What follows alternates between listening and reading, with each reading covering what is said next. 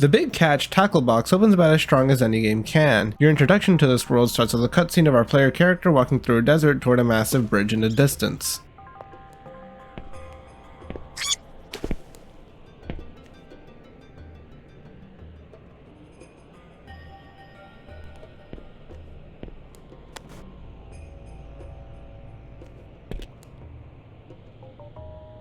Once he's there, the game starts, and you are immediately thrown into the training grounds, giving you a feel for the controls. All the core mechanics are here, and spending a lot of time just messing around in this area is very easy. Since there is so much in this one area, it feels necessary to properly get acquainted with the controls, especially since this is the very first thing the game presents to you. In a lot of other platformers, they usually just have you start and have you learn as you go. Mario, Celeste, and Banjo-Kazooie are the main examples I can think of. Each have deep, complex character controls, but aside from Celeste, these games almost never force you to learn all the controls from the start, so Tackle Box doing so makes it feel important. Once you feel ready, you can speak to the character sitting off to the side taking a nap. Once awoken, they present to you the option to go forward or keep practicing, reinforcing the idea that you need to spend time in this space to feel out the controls. Tackle Box plays very differently from most platformers, but even then, asking players to learn so much so early feels strange. Once you've agreed to move on, you are shown how to capture fish, the main collectible of the game.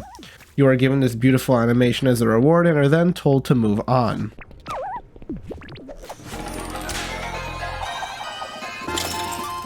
The first platforming section here serves as a wake-up call to those not sure what the game is trying to go for. Platforming in Tackle Box is hard, and will ask a lot from the player very often. Just in the first section, the conclusion your mind comes to feels a little too demanding for the tutorial that the only conclusion you come to is that you're wrong. Surely the game would not ask so much of me so early, you think? Then you try it out and it works. Tackle Box will often ask a lot from the player, so coming to exaggerated conclusions is usually the key to understanding what you're supposed to do. The game never outright shows you what to do, so sitting with your thoughts and observing the area to figure out what to do is a skill you'll have to learn. Once you've gone past the first section, you are told of your job and are then given a whistle. Your journey starts here.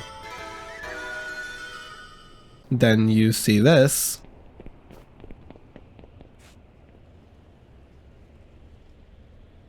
Walk to a platform, and then are prompted to blow the whistle.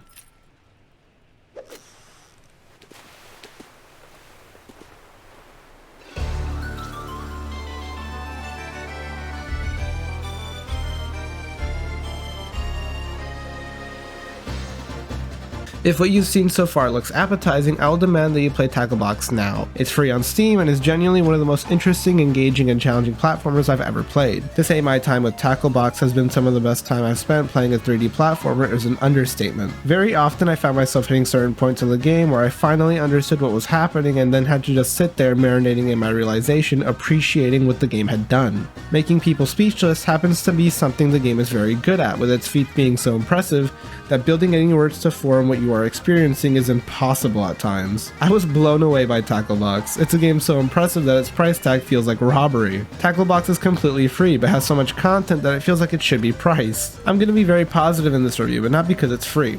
I will never take price into account when it comes to my critiques, so all the positive I'm going to say here is all due to the quality of the game. I'm going to spoil the game. Not all of it, but a good amount. If you know nothing and your only knowledge you have of the game is what I've shown you, I will demand that you play the game before watching this video. I love this game, and I was blown away by how good and how long it ended up being. I highly recommend Tackle Box.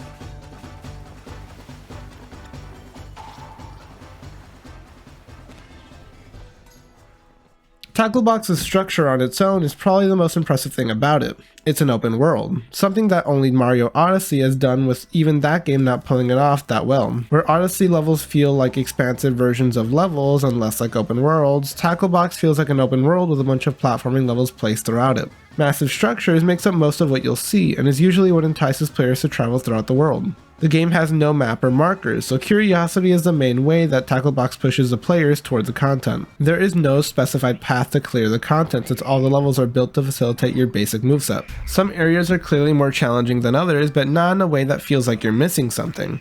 Tacklebox's structure allows players to freely take on content whatever way they please. The main way I handled most levels was just by staying in one area until I'd found every fish and coin I could before leaving. Some of this content is extremely hard, so the option to just leave and come back is one of the game's luxuries and is something the game hopes you'll do. If you just want to go to an area, check it out, get a few collectibles and leave, you can. You're never locked into an area once you're in, so you're free to take on the game in whichever way you please. Similar to a game like Elden Ring, the game will constantly present players with challenging content and hope that they'll leave to do something else so they can come back stronger. Unlike Elden Ring, there is no gain in power in Tacklebox. There's only an increase in skill and knowledge. Tacklebox is a tough game and will force you to perform some extremely technical stuff very often. Like I said earlier, coming to an exaggerated conclusion is usually what gets you past the content. You'll hit what feels like a brick wall at times, then to just sit and think about what you have to do. The conclusions you'll come to feel far too demanding to be the solution, so you try other stuff, just to later come back to that same exaggerated conclusion. Try to pull it off until you do, where you sit in shock that the game is always going to ask that much from you. Where a game like Odyssey gives you a massive moveset to play with but levels that don't really ask much to beat, Tacklebox does the opposite. If you're not going to use everything and think about every tool at every point, you're going to get stuck. Tacklebox is highly demanding, with Celeste being the last platformer I can think of to ask so much of the player. You're going to fuck up and fail over and over until you realize what you have to do or perform whatever that is properly. The game wants you to get good and leads to one of the most engaging platforming experiences I've ever come across. Some areas are more obvious about their challenge than most, with the temple and the towers being the hardest levels in the game and being very upfront about it, with the temple being a clear jump in difficulty compared to the towers. These levels ask a lot from players and ask that they continue to perform at that level for a long period of time. The temple is one of the most impressive and challenging levels I've played in any platformer, and is easily my favorite level out of any game I've played. From the start, you're presented with a closed gate and are naturally drawn towards a bush you can climb onto, which will lead you to the first platforming section, where you travel from one side to the other in order to make your way into the temple, where you can then open the gate, creating a shortcut to the checkpoint. When you're inside, the size and scale of the level really shows its true colors, with the level being much more expansive than you ever could have imagined. What followed for me was 2.5 hours of some of the most demanding immersive platforming I've ever had the luxury of playing through. The goal of the temple is to make it to the top, collecting all the fish and coins you can as you go. I will not go into further detail on the level as to not spoil the experience. The temple is the longest, most demanding experience in the game, and thanks to its structure, it's the first thing I did. I was having a really hard time with this level, but the level of challenge it presented me so early on was so impressive that I forced myself to beat it. Most will get to certain points throughout the level and leave to come back later, but the fact that I was allowed to take on such a challenging piece of content from the start was so impressive that I just couldn't help myself. The game is allowed to have such intricate levels thanks to its checkpoint and shortcut system. Fishing poles serve as shortcuts and usually cut out large chunks of content once you've gotten to them. The temple probably has 10 or more, with most other levels not having as much, but each one still serving as strong a role. Getting to a fishing pole is equally as rewarding as getting coins or fish, simply due to what it means. You've conquered that section of the level and are now given the luxury to skip past it.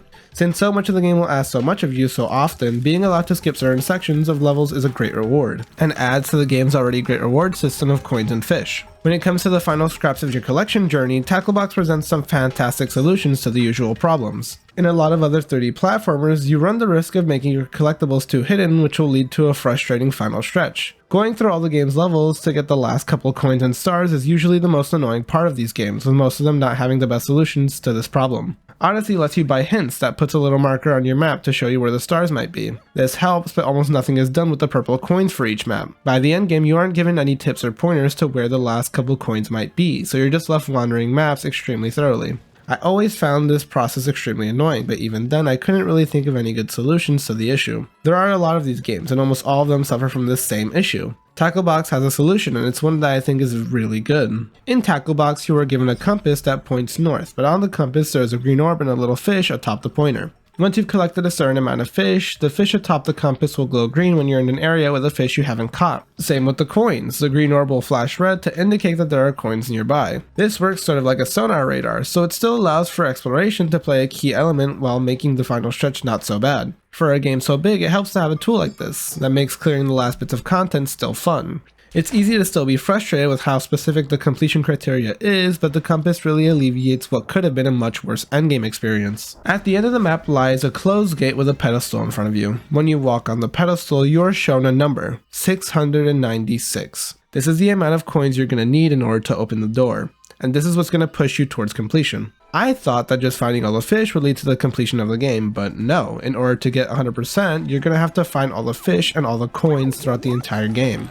Most of your coins will be rewarded to you from finding fish, but there is still a large amount of coins that are just placed through the game world that the game is going to ask you to go searching for. The compass helps out the process of finding which levels you have to finish or not. Just entering levels is enough to set the compass off. If you collected all the fish and coins in a level, the compass will not react, so going from level to level to see if the compass reacts is the fastest way to check which areas you have to clear out again. The game is very clear on how to get coins. Find fish, kill every enemy once, and find the loose coins in the game world. Thanks to the compass and the game's fantastic level design, 100% completion of Tackle Box is extremely enjoyable and a challenging process. However, it isn't perfect. I was stuck for a couple of hours at the end looking for 6 coins and really struggled finding those last couple coins. 4 were in the temple, and that level is so big and vertical that it's hard to tell where you should be looking. The last 2 were out in the desert, but the compass had me confused since it would activate when I would get close to a level that surrounded the coins. The coins were not in the level, they were on the side, but the compass still reacted when I got to the level, making me go on a wild goose chase in those levels that I was certain I had collected everything in already.